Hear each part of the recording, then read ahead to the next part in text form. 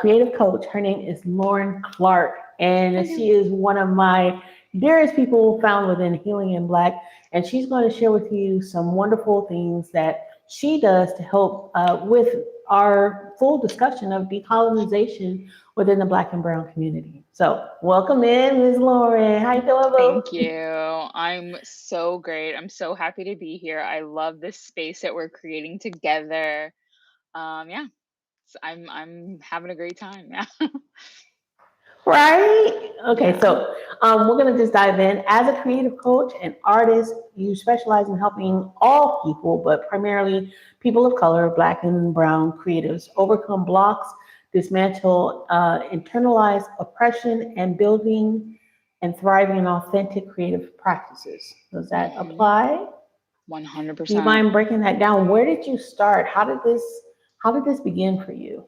Absolutely. Okay, so I'll try to make this as efficient as I can, but it all started out. I'm originally from Indianapolis, Indiana, and I grew up in a pretty, suburban area of that city. But I'll say it. I was a little sheltered. And first things first, I'll say, like, I grew up trusting the police. So that should tell you everything you need to know. And I then went to college, also in Indiana, and then I graduated like really, really thinking I knew everything. Like you couldn't tell me nothing. Okay. And I just kind of impulsively moved to New York City.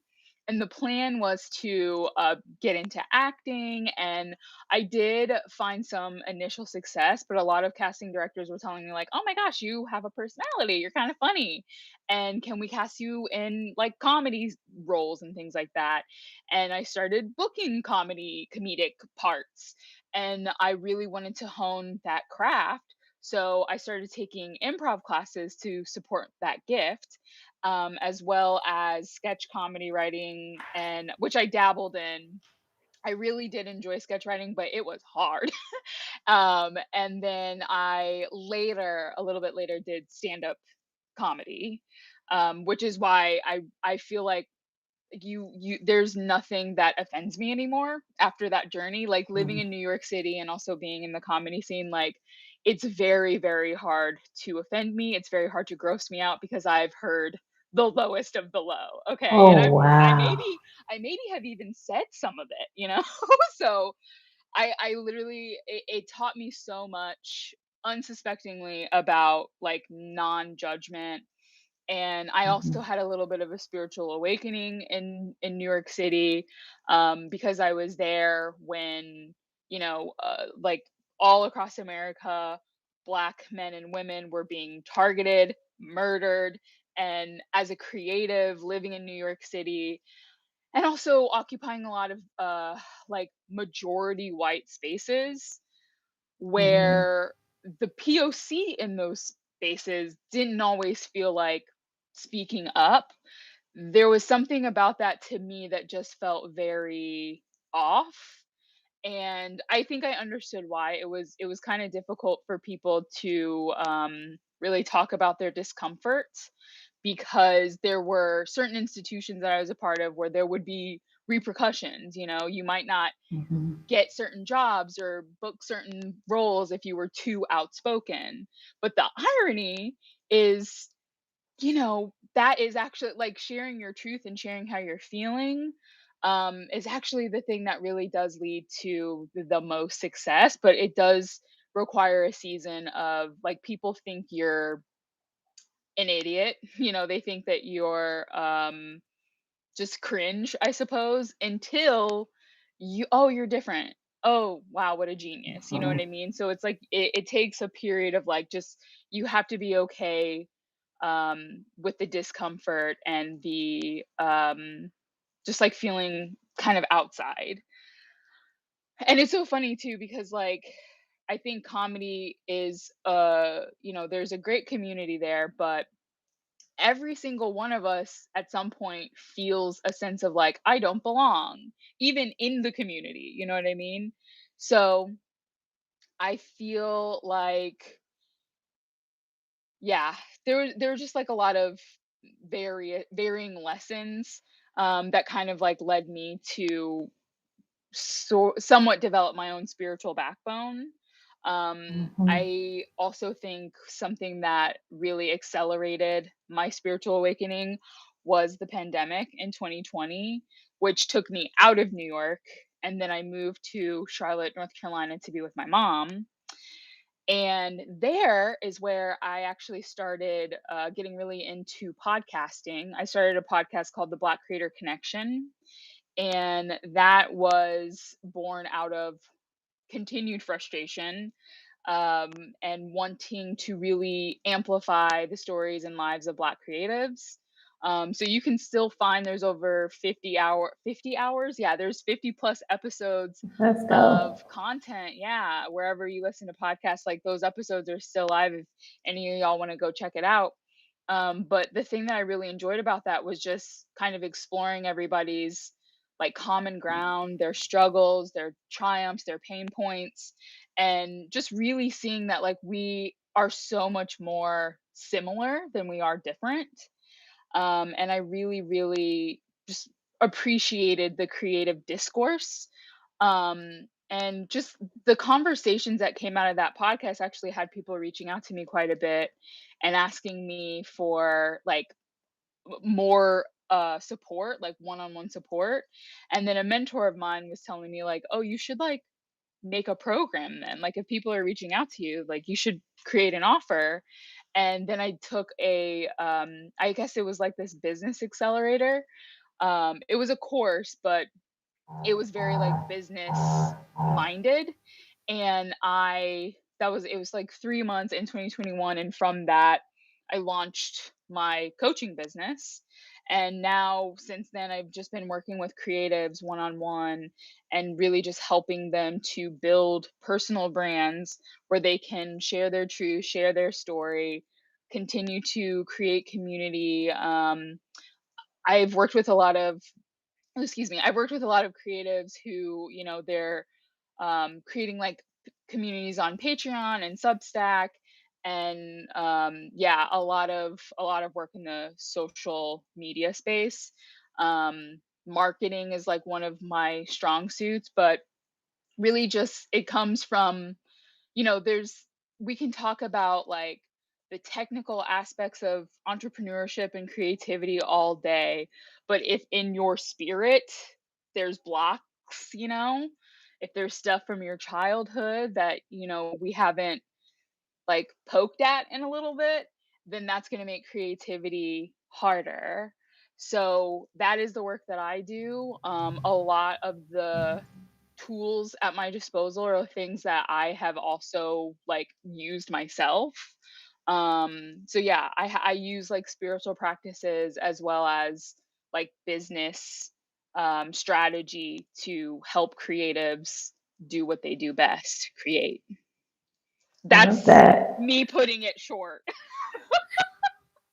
And if you want to get a little bit deeper dive, all you have to do is get connected to us in Healing in Black, where you can have your one-on-one conversations and schedule your one-on-one with her as we continue to go Yeah, on and learn more about Ms. yeah. Lauren. Come to me, artists So and creatives. Let's do this. that part. So you kind of touched on the very next question that I have. We're going to talk about the colonial wounds of our creativity.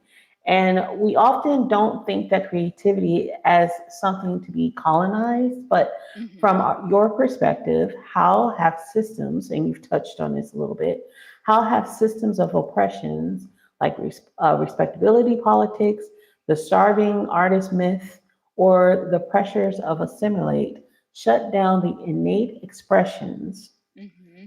expressive creativity of Black and Brown people? Yeah. I mean, now I feel like we can really get into what I believe is your area of expertise, and we can just talk about generational trauma. We can talk about the things that have, whether knowingly or unknowingly, been passed down from, grandparents to parents. And I think in the work that I do, I think one of the biggest blocks for creatives is just what their parents told them they couldn't do, you know, or what their teachers told them they couldn't do. I have a lot of I've heard some real traumatic stories about that, teachers specifically, and I know that part of that is like it's societal, you know, because we also don't value teachers, we don't value educators the way that they should be valued. They don't get the kind of support that they need, and then that goes into the classroom. Um, but yeah, I think maybe perhaps one of the ways to mend that, I think like going to therapy, um, that personally, you know, speaking from my own personal experience, that was the thing that helped me the most. Um, Mhm. and I also at the same time got to a certain point with traditional therapy where just like talking out my trauma, like I it gave me a moment to like hear all the noise in my own mind and the things that were blocking the actual art and the ideas from coming through. But it's like once you see it, then you can start to do something about it, and then I think there's a case to be made for alternative therapies where you can get a little more to the heart of those specific blocks. So for me, after like a year and a half of therapy, my next move was to work with like an inner child therapist. And then that led to something called Psych K. And I'm really just like at a point where I have so many coaches and so many mentors helping me become the best version of myself. Like, and I see myself the way, you know, it's a little delusional, but I like compare myself to LeBron James because he has a team, okay? Like, this man, I read once He that he spends does. like, yeah, he spends $1 million on his body a year, like just his body. Can you imagine like getting like $1 million in like massages and physical therapy and just like making sure you That's have self like, care. you know what I mean? Like he really, really, it matters to him. And I'm like, oh, you get like 9 hours of sleep a night? Goat. That's why you're the goat. So, anyways, I have a team, and I not just one teacher, a whole team, which is why I really appreciate like what you're creating and what we're all creating together here, because it's like you literally have everything you need, you know? Like you can just, yeah, create your team. You know, you need a board of advisors to help you like manage your own energy and your spiritual development and your creativity. So yeah, I feel like I'm rambling now, but I hope that that kind of like You're answers the okay. question. Like it really, to me, I'm just like a lot of the blocks begin in childhood. Okay. The thing while you were talking that actually made me think of a question. Okay, I great. actually used my brain on this one. LOL. So, with a lot of the things that you have seen, especially when you've traveled from New York and then you went to see your mother, and then now you're in LA, right? You're in Correct. Cali. Yes. And you started off through the acting space and moved over to the comedy space.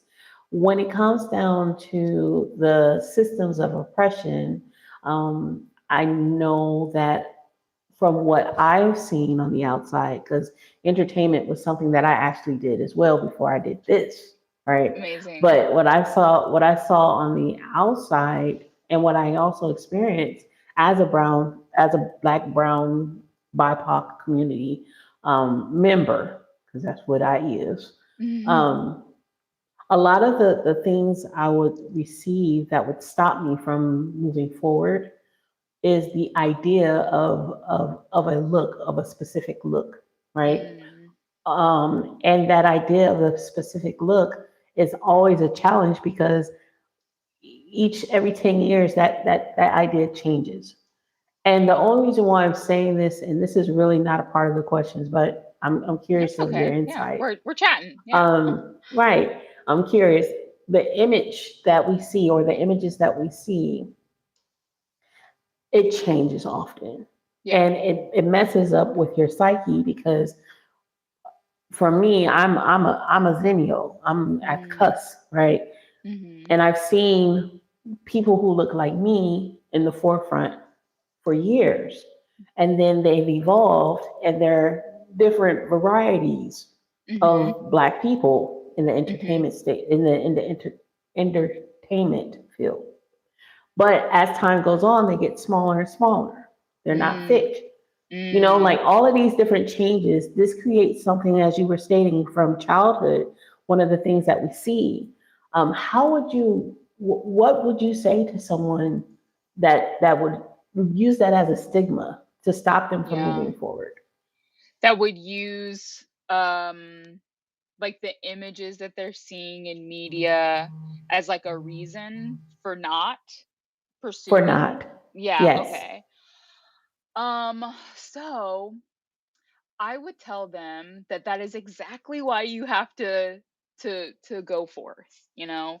I think all of the reasons that you can come up with for why you shouldn't do something, and trust me when I say, like, I had a very, very long list, that I'll say that I still have to maintain. It's not like I am completely fearless anymore, but I think it's that thing again of, like, if you can mention it, you can manage it. So, it's like, oh, am I too like, I've worked with people who have said, like, I'm too old and also I'm too young, I'm too big, I'm too skinny, I'm too this, I'm too that. But the thing is, representation actually matters so much. And what if there's only one of you? You know, what if your face is like the different one that like somebody else sees, and it gives them permission to be different too? So the thing that you're afraid of is actually the thing that is probably going to help you level up if you really put attention to transcending that fear.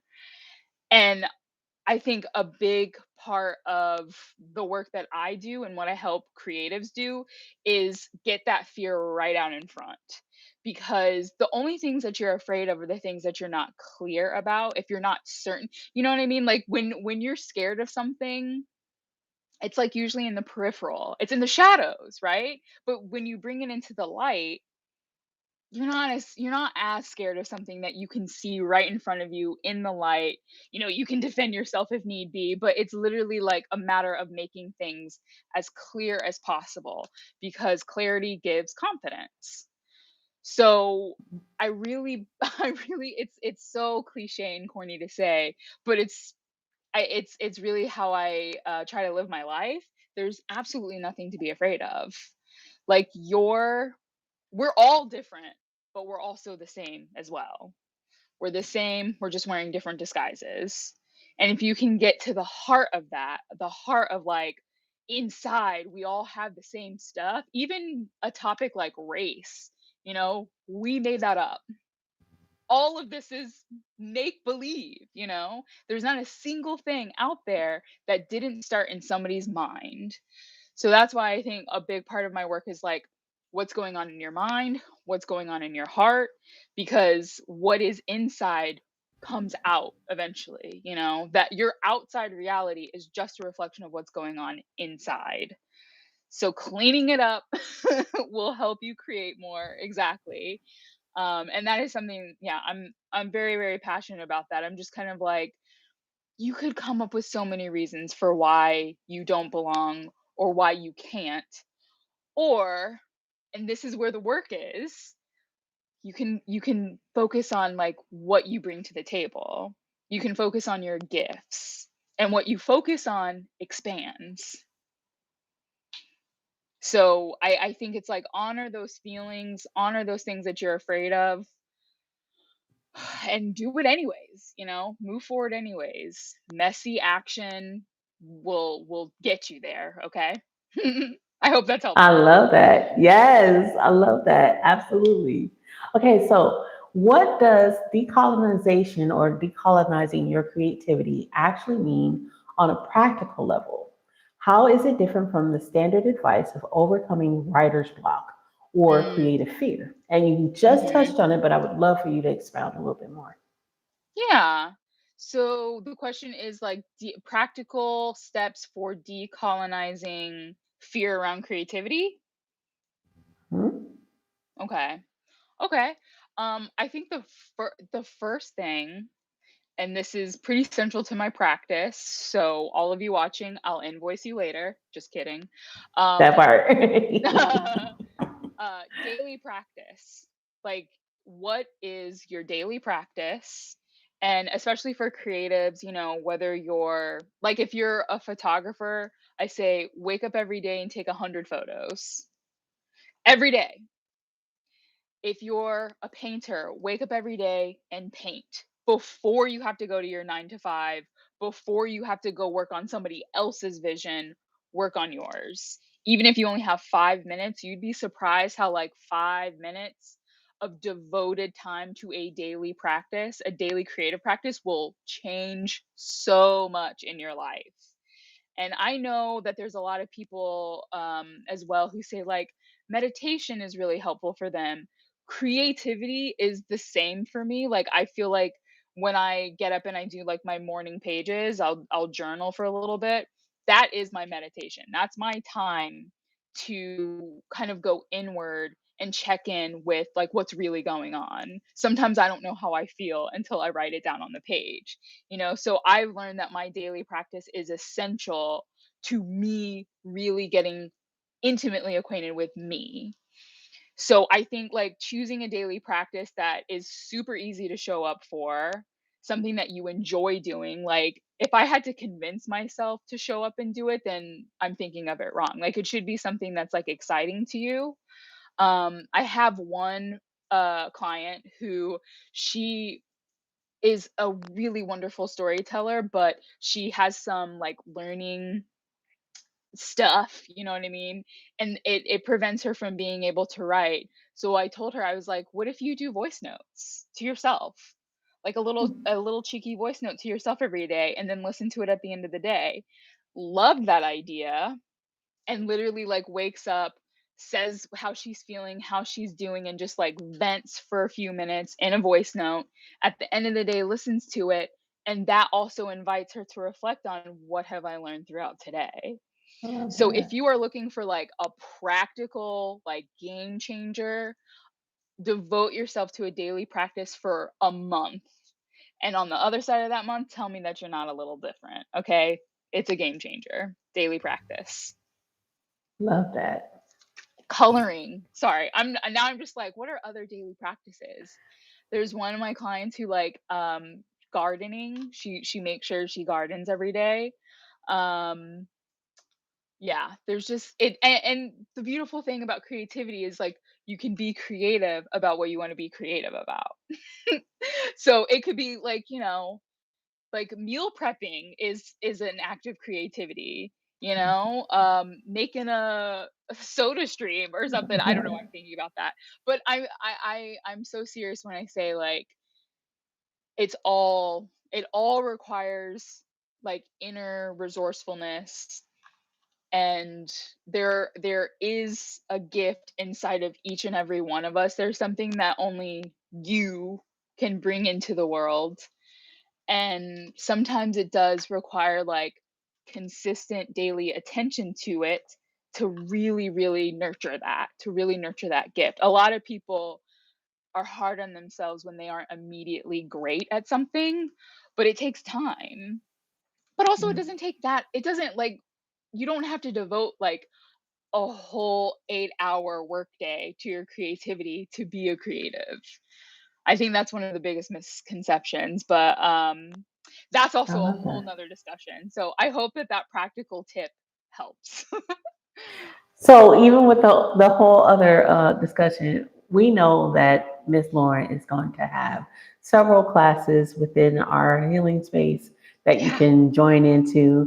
You can ask her more questions. You can dive in deeper into these wonderful topics. And um, this was amazing. I think that having a moment for your creativity, give yourself that moment to be creative. I think that's amazing. I think that's a great practice It's and the little revolutionary. things I'm for telling you. you. Because, like Absolutely. for me, cooking is my creative way. That's my creativity. and all the other stuff. But for me, I love that. what can we create? So Yeah. I Oh love my that. God. Ooh, Go ahead. girl. No, I'm like, I love knowing that like cooking is your, because now I just like have visions of you like going to like farmers markets and like trying new recipes and oh my God, maybe you write a cookbook. I don't know. That's so cool. Yeah. Okay. Do you do that like We every actually day? we Yeah. actually have a garden outside that I go and pick What? from. I am Cute. that person. I am that person. We have a garden outside. Every Sunday, I take my son to the farmers market because that's my happy place. I used to be a Yeah. vendor at the I farmers love that. market. That's my happy Do place. you know, and there's speaking of spirituality, like there that has a ripple effect. Like when you do what you love, that emanates and it flows into everyone around you. So you doing that, helping the world. So thank you. That's so cool. Yeah. All right, so next question. Oh, okay, here we go. I was having a moment with you. No, I love it. No, I enjoy the moments, like honestly, because I this is the first time we've ever been, so it's Yeah. nice. Yeah. um, doo-doo-doo. Reclaiming autonomy, pretty much what we're talking about right now in Mhm. your creative practice. And as I was saying before, going to the farmer's market with the kiddo, taking pictures, connecting, look at all the artsy stuff that people, it makes my heart happy. I am an artsy fartsy girl. Amazing. That's who I am. Many creators in our community struggle with the purpose versus profit Mm. dilemma, the tensions between creating what feels authentic and creating what will sell.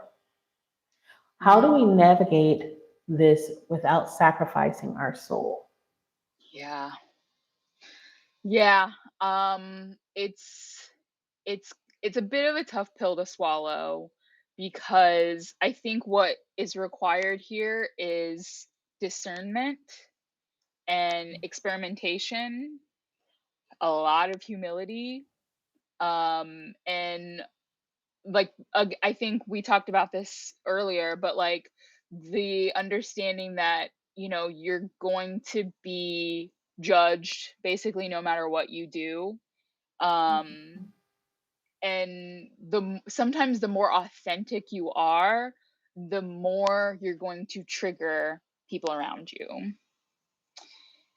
And at the same time, inspire people in a way that you might surprise yourself, you know? Mhm. So, yeah, I think I mean, it's all about balance at the end of the day. But I also believe the way to find that balance is by taking action, and kind of like reverse engineering your life because it's so easy. Like, there's so many things pulling at our attention all the time. And especially if you're a dreamer like me, where you just see all the possibilities, all the things, yeah, yeah, all the things that you could do, right? And it's so easy to just like get lost in that. Like I literally have to set aside time to just stare out of the window and just be like, I could do this, I could do that. Oh, wouldn't it be nice, you know? But when you decide what you will do, it really helps you understand what you say yes to and what you have to refuse. So reverse engineer, meaning decide what you want, and anything that isn't that, you have to say no to. And this is very hard for a lot of people because I think what ends up happening for a lot of people is they are doing a lot of things that they like, but they're forgetting about the thing that they love because you're in the world of like.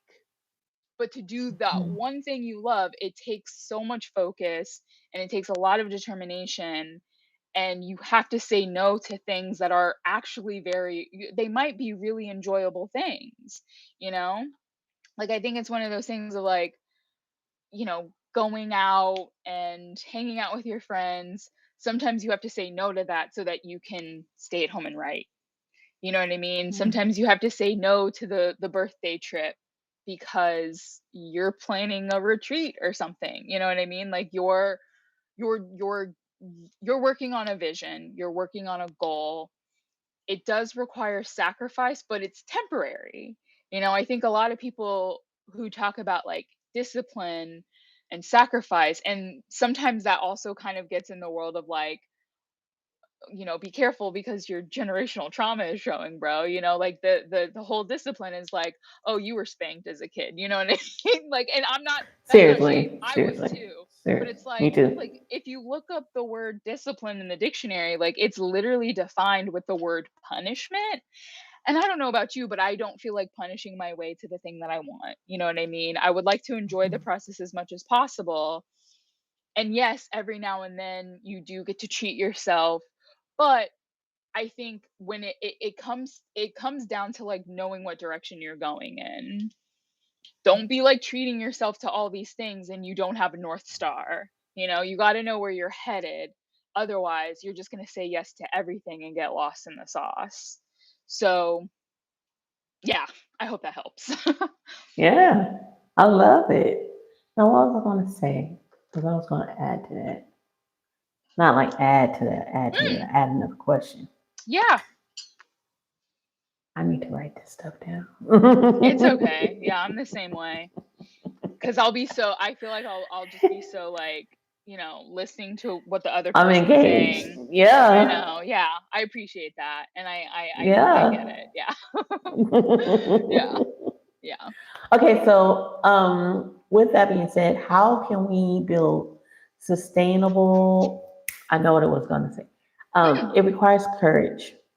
Hmm. It Absolutely. requires a lot of courage because you're Mhm. going against the systems, Mhm. norms, people's Mhm. ideal of you. Correct. So I would also add courage to that, honestly. Yes. Yes. Um, I love that. yeah, make sure I'm together. Hold on, Oh, you're got that great. one.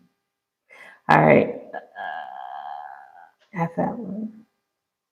Okay, I usually move ahead. Great. All right. So, what are the common internalized voices? Like, who do you think you are?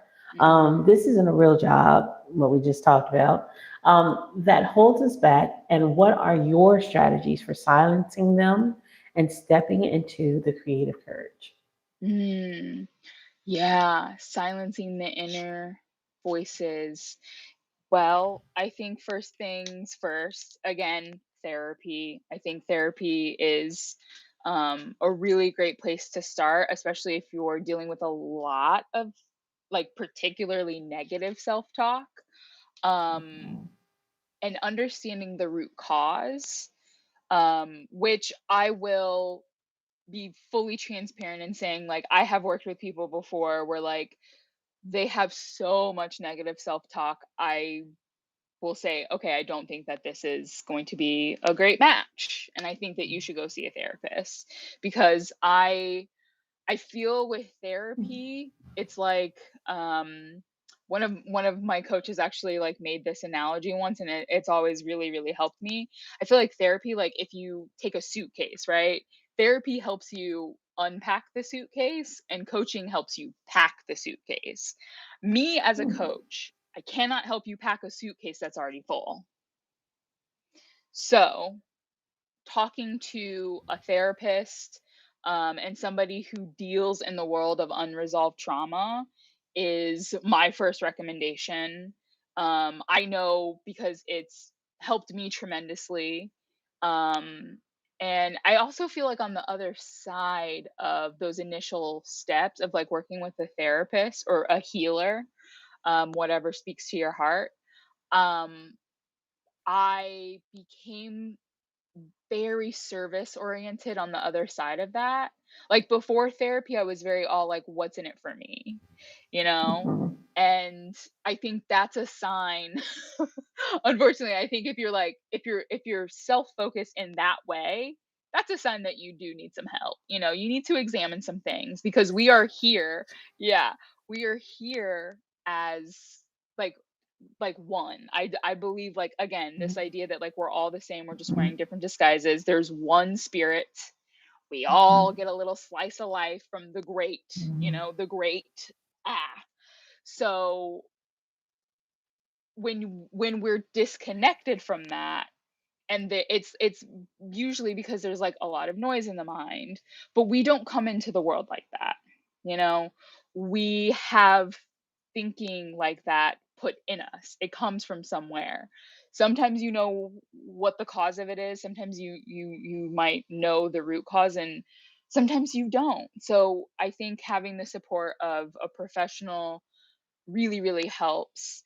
And I think when you are able to get to a place where you're feeling a little more self-sufficient, and you have like a little bit more of a like can do attitude in like internally, um I think that's when it's time to start like getting really aggressive about like the future. Then it's okay to like plan the future, but like you can only really like plan the future.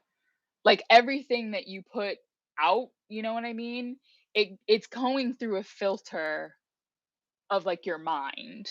So whatever's going on in your mind that is like unresolved, like your plans are being filtered through that. You know what I mean? So I think it's one of those reasons why I see healing as a lifelong journey. I don't think it's something that you start and then, oh, I'm cured. It doesn't work like that.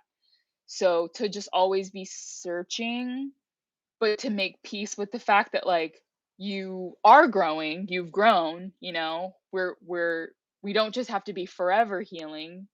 There's parts of you that have just healed by choosing to accept this path, you know, and really just learning to be kind to yourself, which is like getting back to who you really are, which is love.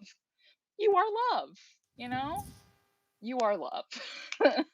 That's the truth. Yeah. Hilarious. Yeah. Couldn't said it any couldn't have said it any better.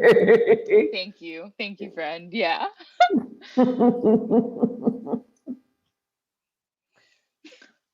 And if you're on here right now, we're the reflections of that love. Just Mm, to let you know that. Mhm. absolutely. So, next segment is creating or creativity as a spiritual and healing practice, which you just fall right into the sequence of things. This makes me feel so wonderful. Yeah. how how can creative expression, whether it be painting, writing, dancing, or cooking, be a powerful ritual for processing grief, Mm, trauma, and joy? Can you share an example? We kind of touched yeah. on that. I did. Yeah, I mean, I was gonna get back to journaling. Journaling has helped me personally process a lot of grief.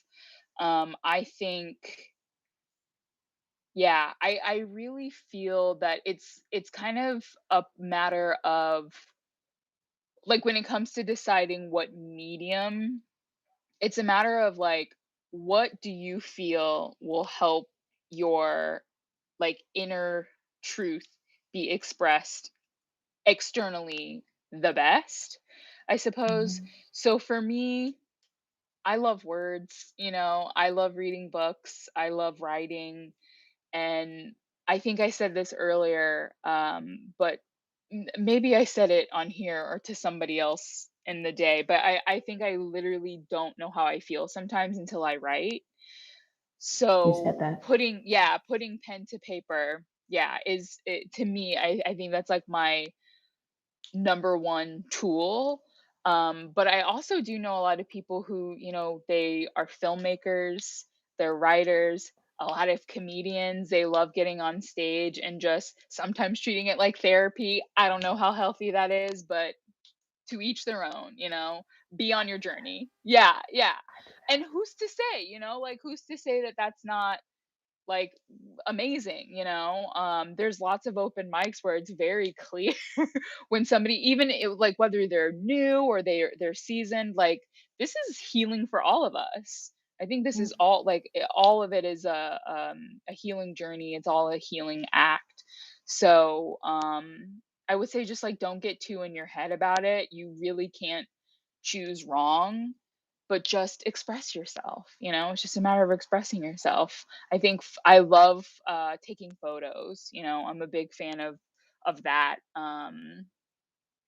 And like cooking for you, I think I can honestly understand that sometimes cuz like when I'm just like meal prepping and just like cutting the vegetables or preparing the meats or whatever that I'm making, sometimes I find myself just so appreciative of like the abundance, you know what I mean? And I start like speaking into the food, and I'm speaking things that I want and I didn't even know I wanted.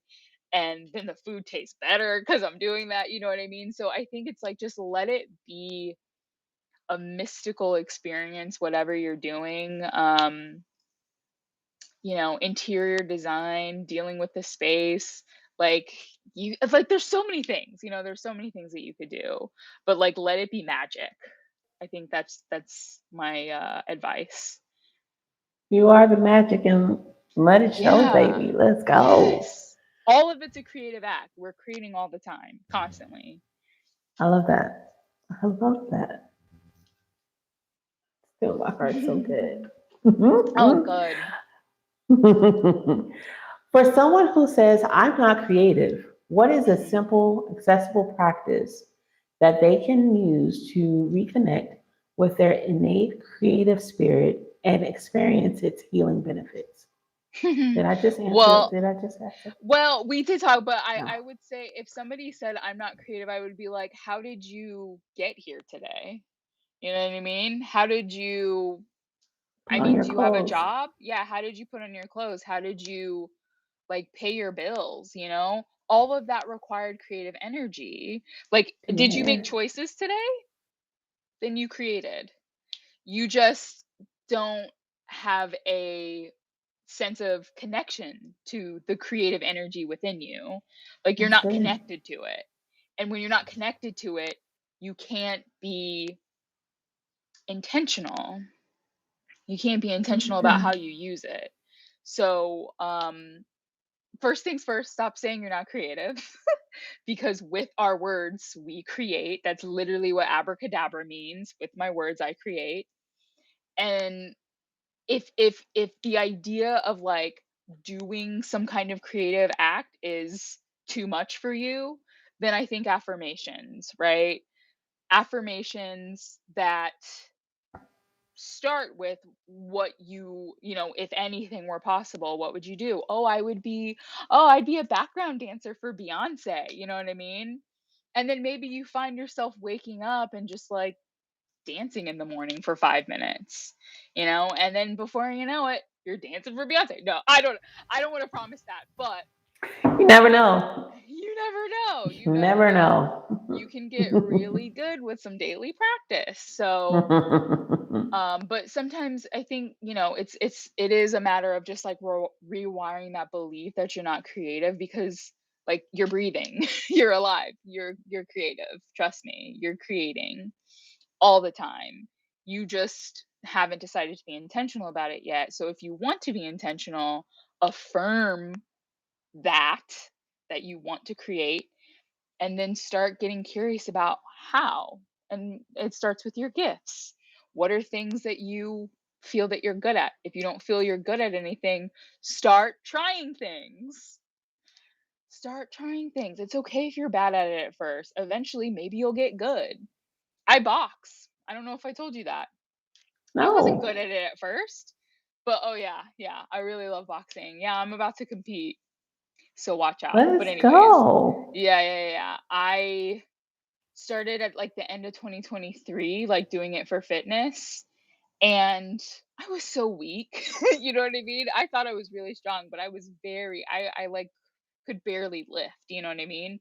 So I started lifting, and then that kind of rolled into like kickboxing classes. And then I joined one of the trainers at my gym. I joined their sparring group, and I was done. That was a done deal for me. I just fell in love with it from the jump. But I got hit a lot.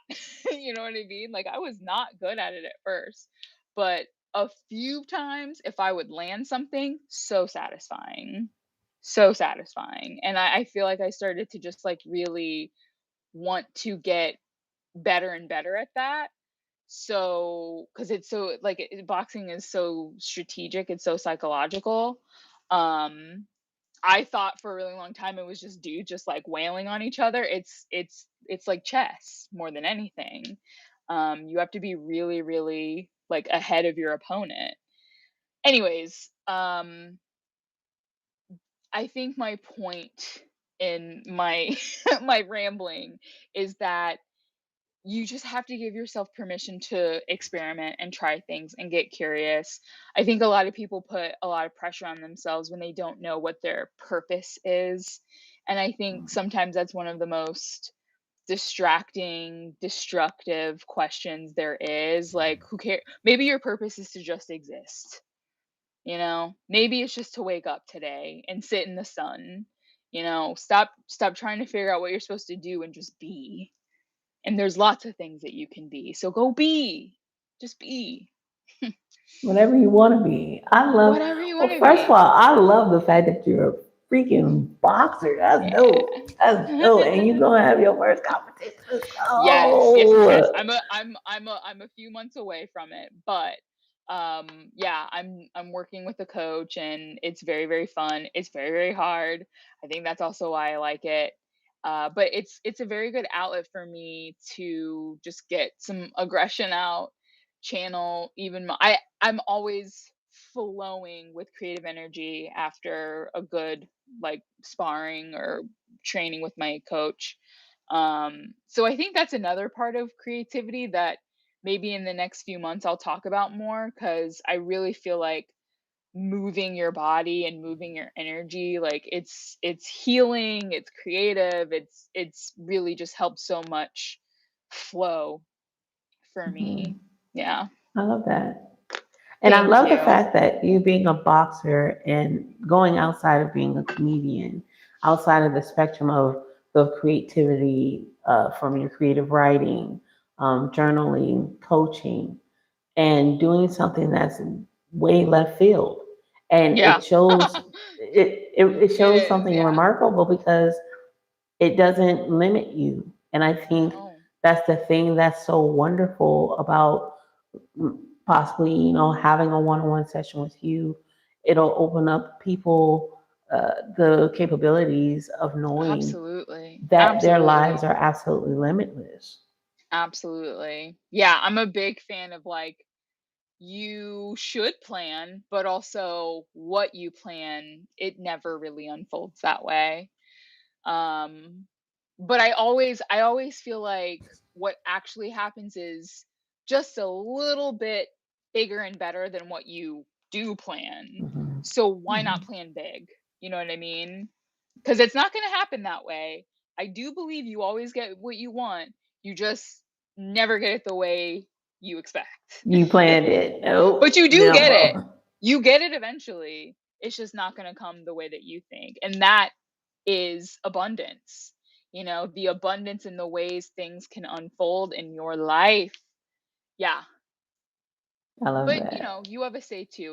It's just a matter of co-creation, right? So you have a say. Yep. It's time to be intentional. Come work with me. Please do. Make sure you guys, I'm so happy that we're having this conversation. I hope you guys are enjoying it as well. Please make sure that you check out all of the offers that we have available for you to join in to our Healing in Black and our Soul Tribe communities, where you can, again, connect with these wonderful practitioners like Lauren and all of the other practitioners that you've already got a chance to enjoy. Our goal is to service you the best way that we can and to provide you opportunities to expand yourself and to grow. So we got a few more questions for you, Ms. Lauren, and then we're gonna be Okay. Okay. done. Okay. All right.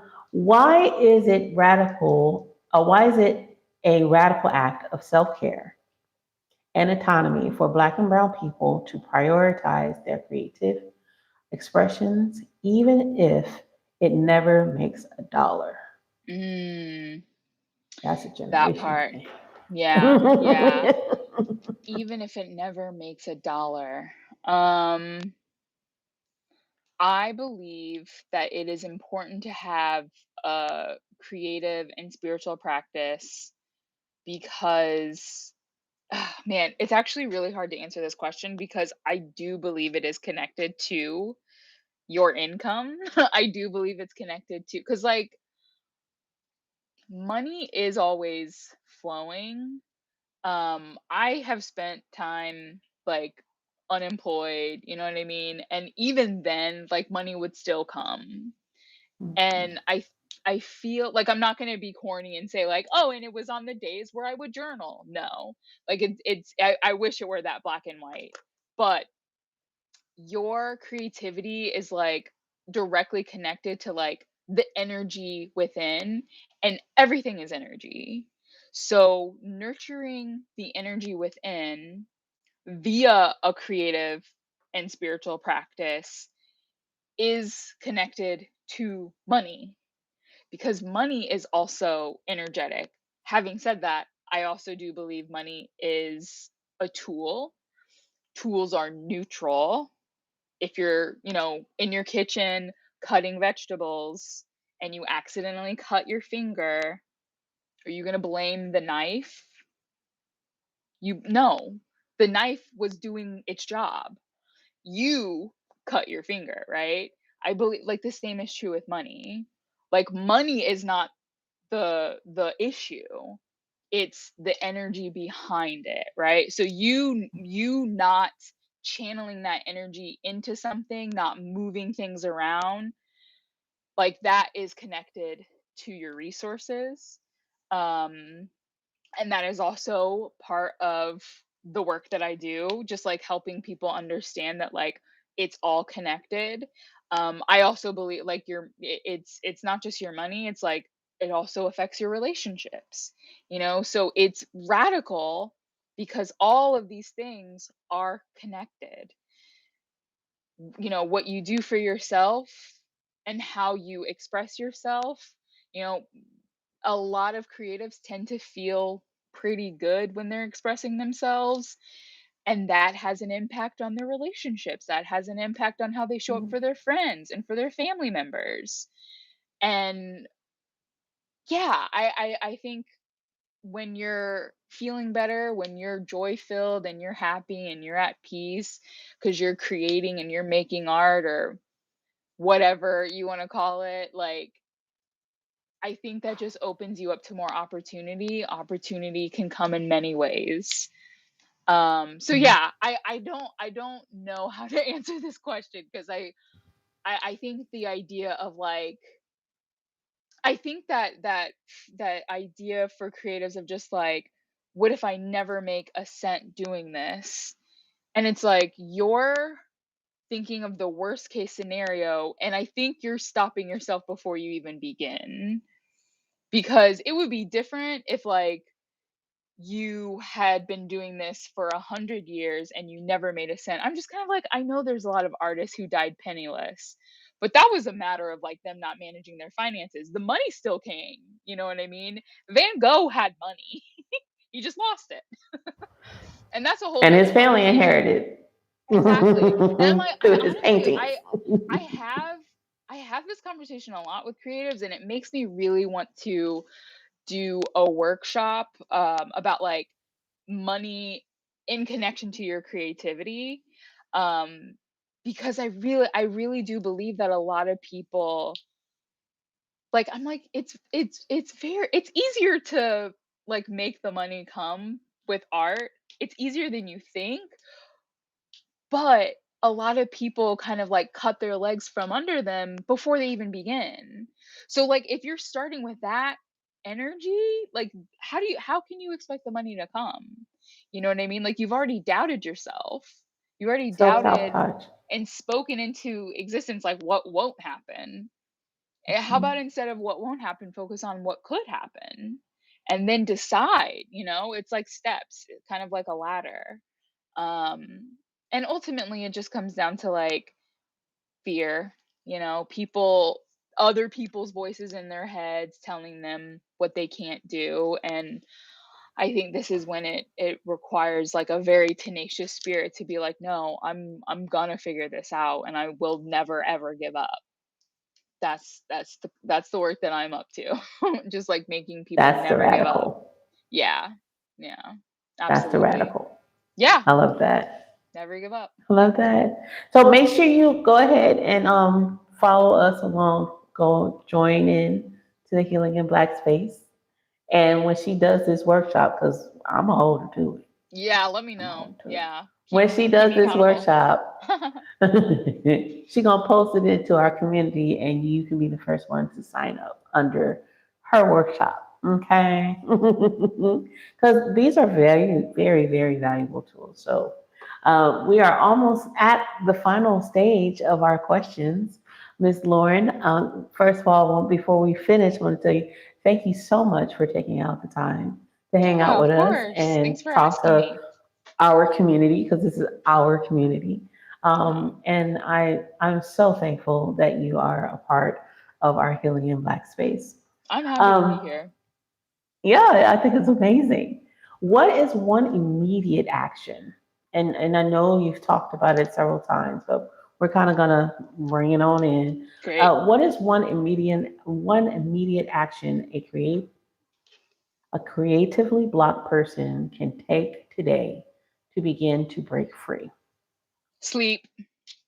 Go to bed. Prioritize your sleep.